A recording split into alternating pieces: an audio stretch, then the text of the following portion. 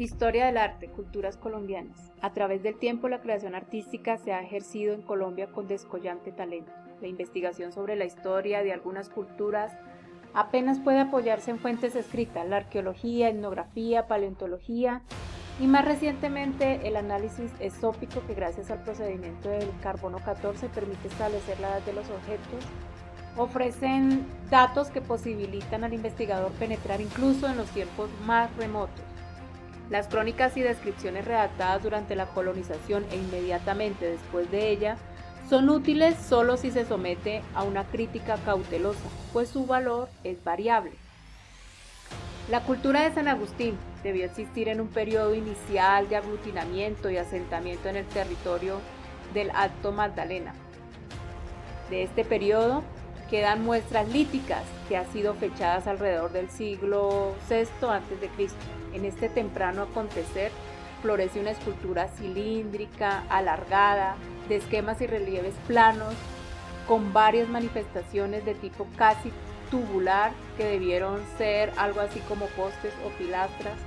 Este arte esquemático, sencillo, debió estar asociado con iniciales a cultos funerarios y con enterramientos de sarcógrafos de madera y ciertos elementos de cerámicos y litigios. El complejo arquitectónico de San Agustín es uno de los escasos y grandes yacimientos prehispánicos en la zona de Colombia, en particular el acervo artístico cuya evolución había sido detenida al ser dispersado del pueblo que lo concibió. Permanecía oculto entre la selva y el bosque tropical, y aún así se había perdido entre la memoria de los pobladores indígenas que ocupaban estos territorios en el periodo de la conquista. No obstante, puede presumirse que algunos de aquellos últimos habitantes de la región conocían la existencia de los monumentos funerarios y de los monolitos que en ruinas allí permanecían. Aún así, se ignoraban su origen, pues olvidaron la tradición y había roto en fin los vínculos sentimentales, religiosos, culturales, en general con este antiguo patrimonio de otras colectividades pues desaparecidas. Con más de 300 esculturas en piedras halladas en varios yacimientos, es de singular importancia las tallas que representan figuras humanas en posición frontal, destacando en ella los grandes ojos y colmillos del jaguar y algunas muestran los pies de perfil. En estos inicios el vestuario debió ser de cortezas de árboles, la economía estuvo regida por la agricultura incipiente, completada con la recolección de frutos silvestres, la cacería y la pesca, y el botín de guerra por las relaciones comerciales a base de trueques. Los científicos colombianos o quien han estudiado los diferentes estadios económicos prefieren mencionar una primera etapa como paleoindio, la segunda como arcaica o de los primeros ceramistas y horticultores incipientes, y la tercera sería la formativa en varias fases hasta terminar en las culturas sedentarias de procesos clásicos. Algunos historiadores y arqueólogos que han tratado del tema parten de estos hechos para afirmar que los grabados y las pinturas sobre rocas permanecen en épocas antiquísimas, anteriores a la concentración de los chichas en las altiplanicies cundiboyacenses, y que además es probable que señalen pues rutas de migración.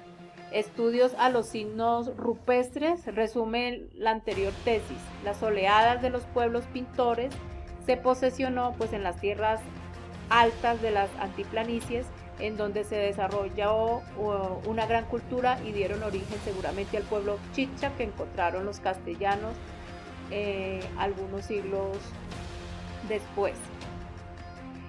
El actual estado de la investigación no permite conectar la procedencia original de los chichas, aunque algunos antropólogos se inclinan por creer que proceden de Centroamérica. Muisca, que en chicha significa persona o gente como referencia a la sociedad indígena, radica en las mesetas y sabanas de Cundinamarca y Boyacá, nombres de la actual distribución administrativa de Colombia. Con esta denominación se pretende diferenciar al grupo humano de la familia lingüística, donde se observan marcadas influencias de aquel complejo cultural sobre diversas comunidades indígenas situadas en regiones apartadas de las fronteras políticas, que señalaban pues la posesión del Zipa de Bogotá y el saque de Tunja.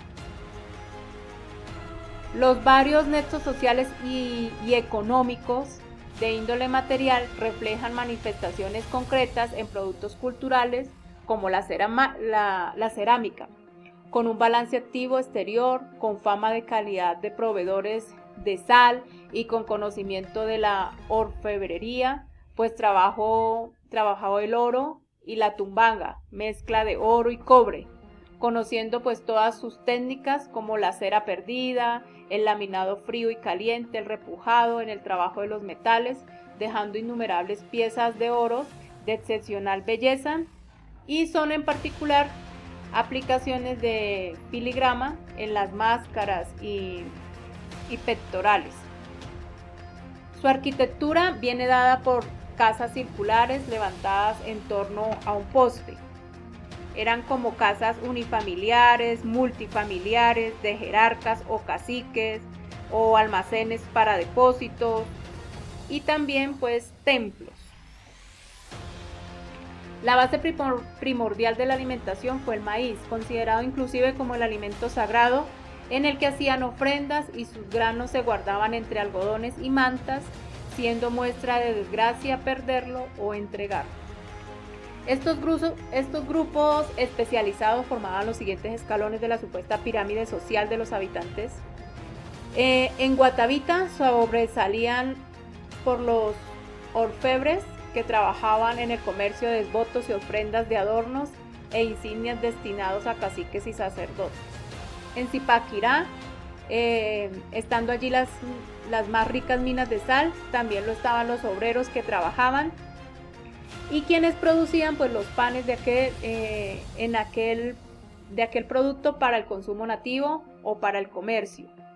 En Ráquira y Sogamoso actuaban los alfareros.